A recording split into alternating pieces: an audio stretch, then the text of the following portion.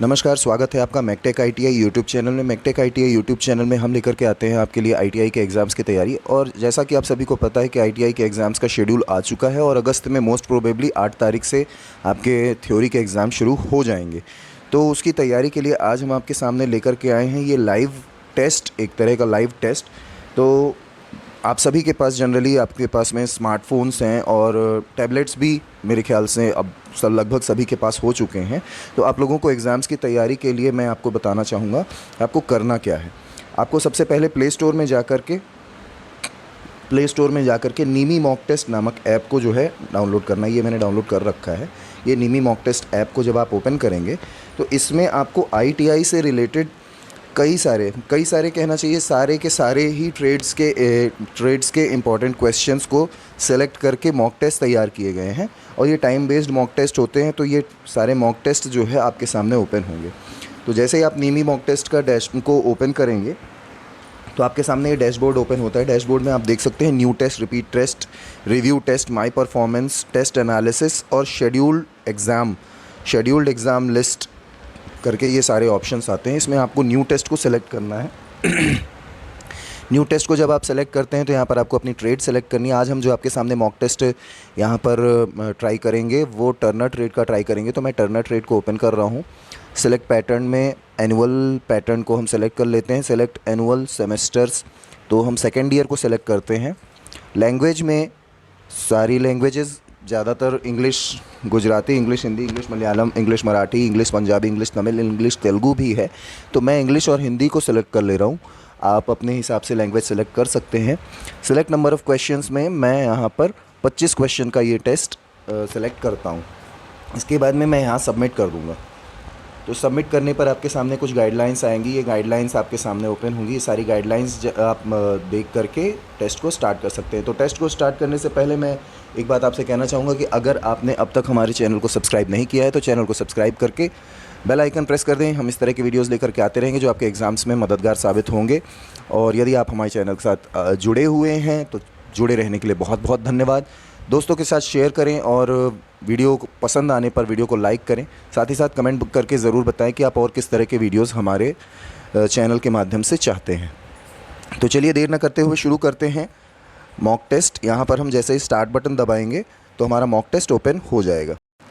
तो चलिए देखते हैं आज के मॉक टेस्ट में कौन कौन से क्वेश्चन आपके सामने आते हैं। जैसे ही आप सबमिट का बटन क्लिक करते हैं तो आपके सामने ये इंस्ट्रक्शंस आ जाते हैं, guidelines for the mock test. ये इंस्ट्रक्शंस आप देखिए नहीं देखिए बहुत ज़्यादा मायने नहीं रखते।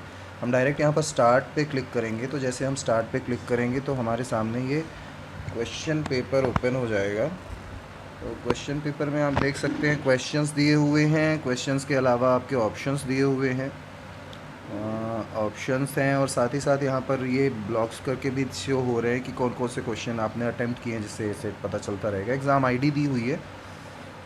टोटल नंबर ऑफ़ क्वेश्चंस, कितने आंसर्ड किए, कितने नॉन आंसर्ड हैं।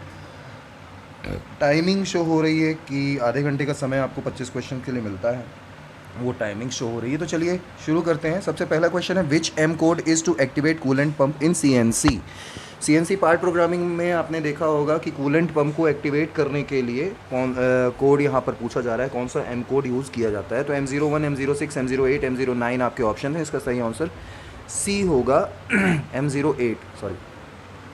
चलिए नेक्स्ट क्वेश्चन पे चलते हैं।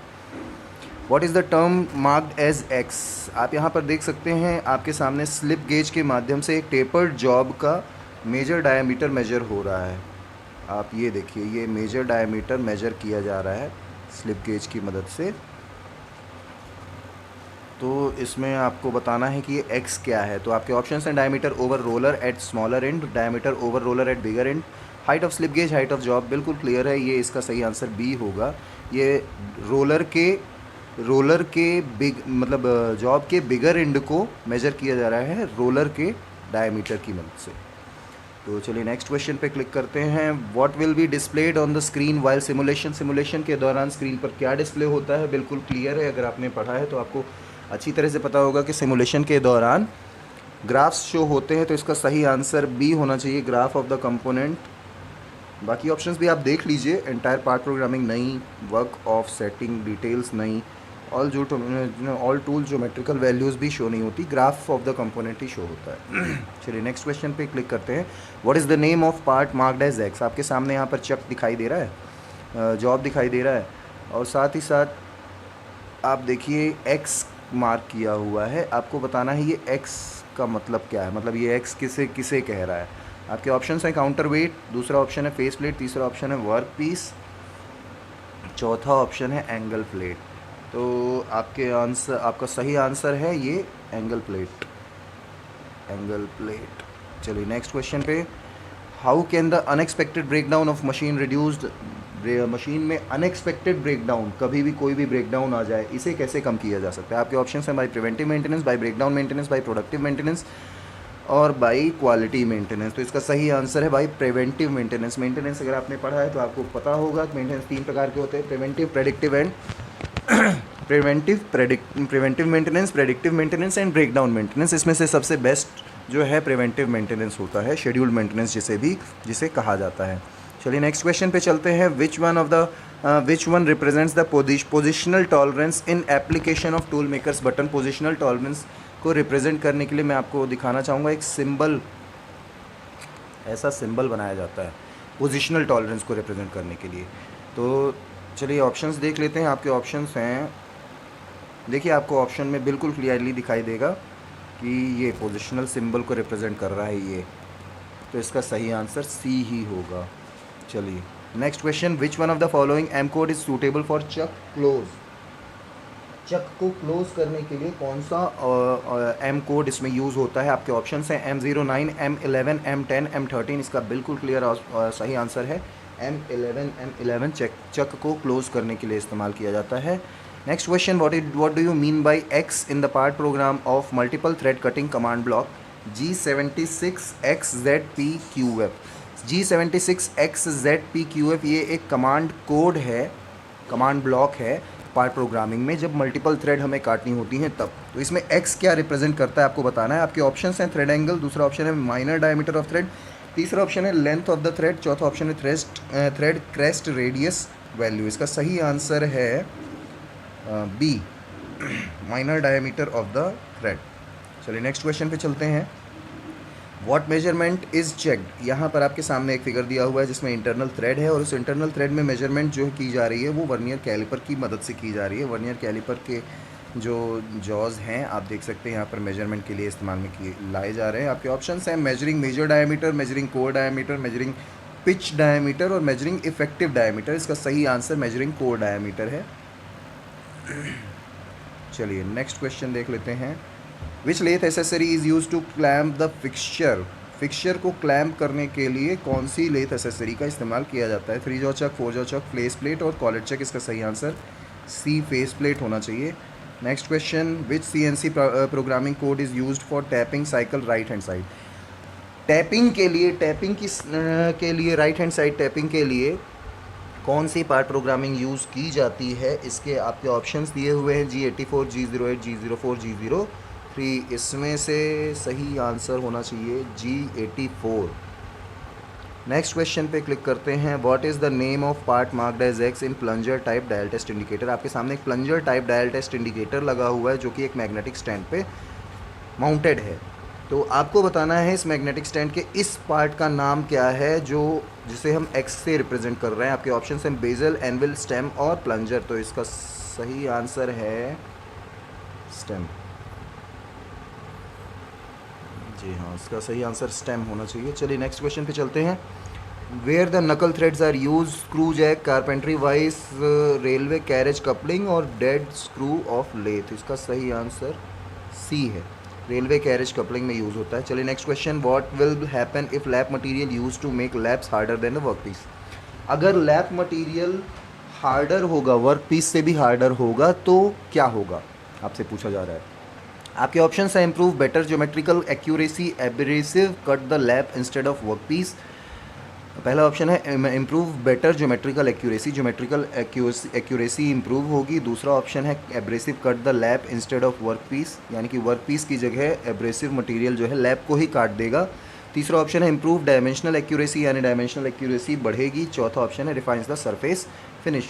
सरफेस फिनिश को और रिफाइन करेगा। इसका सही आंसर बी है, abrasive cut the lap instead of work piece. कभी भी एब्रेसिव का जो मटेरियल है वो अगर हार्ड है, जॉब या वर्क पीस से भी हार्ड है, तो जाहिर है कि वो हार्डर मटेरियल सॉफ्ट मटेरियल को ही काटेगा। तो लैप मटेरियल क्योंकि सॉफ्ट होता है तो लैप मटेरियल को ही कट करना वो शुरू कर देगा।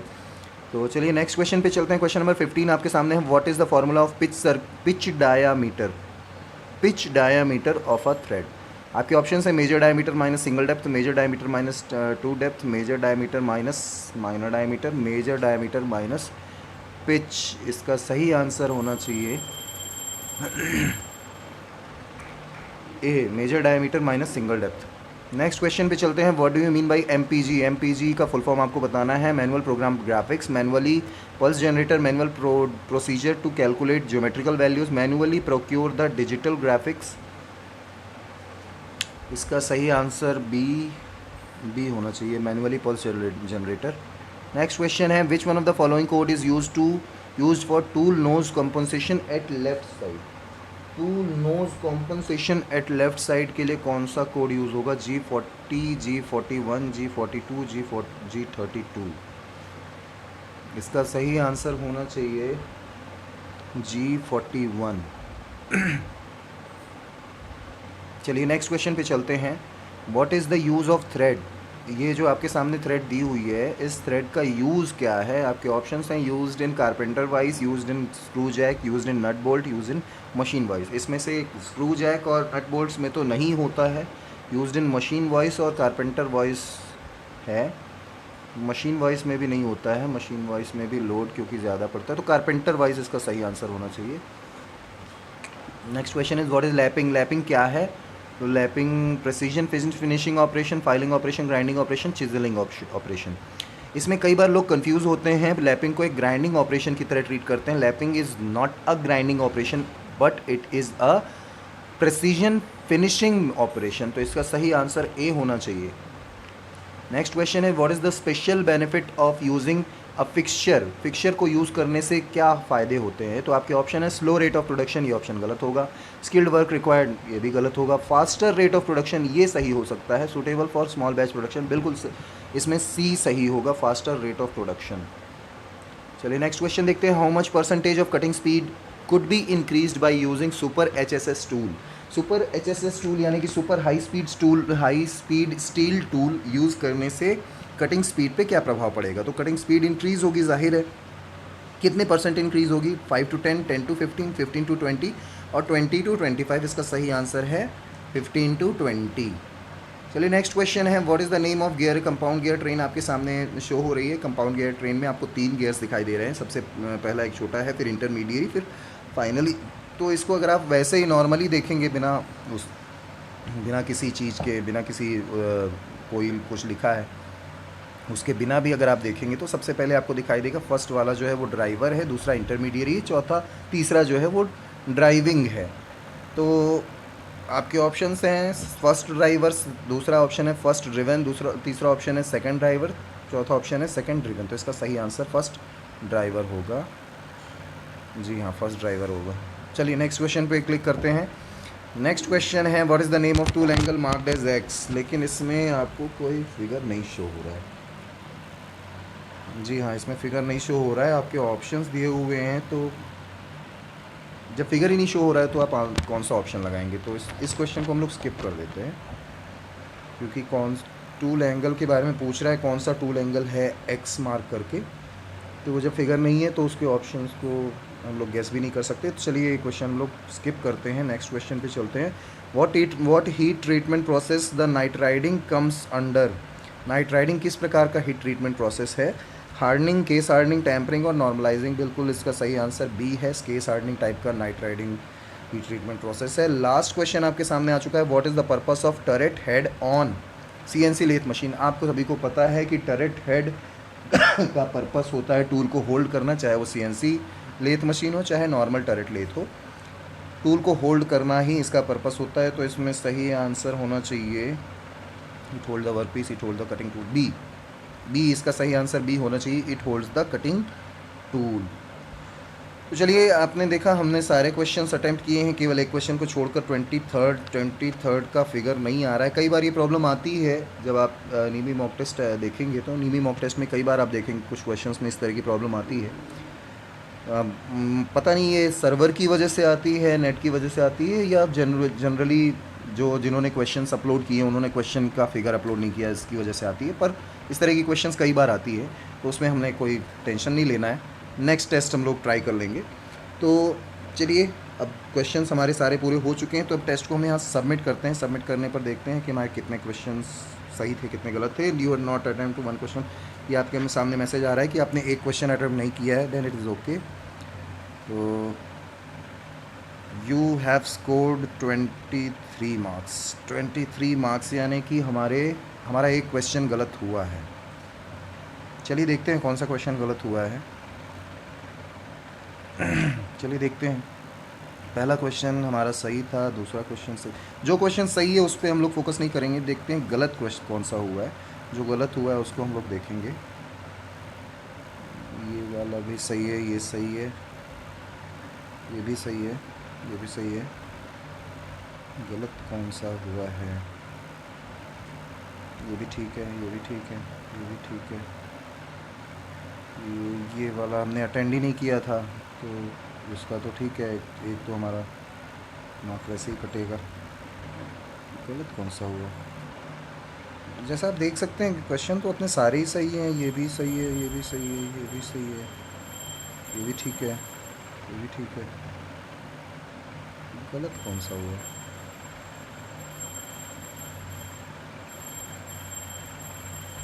नहीं, गलत तो अपना एक भी नहीं हुआ है।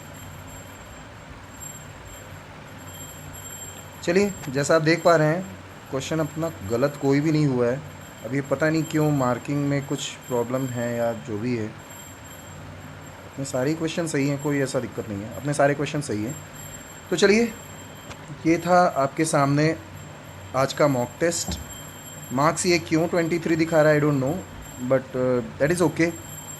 चलिए, इस तरह से आप लोगों को करना है अपना मॉक टेस्ट, और मॉक टेस्ट के माध्यम से आपको अपने एग्जाम्स की तैयारी करते हैं। उम्मीद करते हैं आपको आज का हमारा ये वीडियो अच्छा लगा होगा। अगर हमारा ये वीडियो अच्छा लगा तो वीडियो को लाइक करें, दोस्तों के साथ शेयर करें, और साथ ही साथ चैनल को सब्सक्राइब करें। हम इस तरह के वीडियोस और लेकर के आते रहेंगे जिससे आपके एग्ज़ाम्स की तैयारी हो।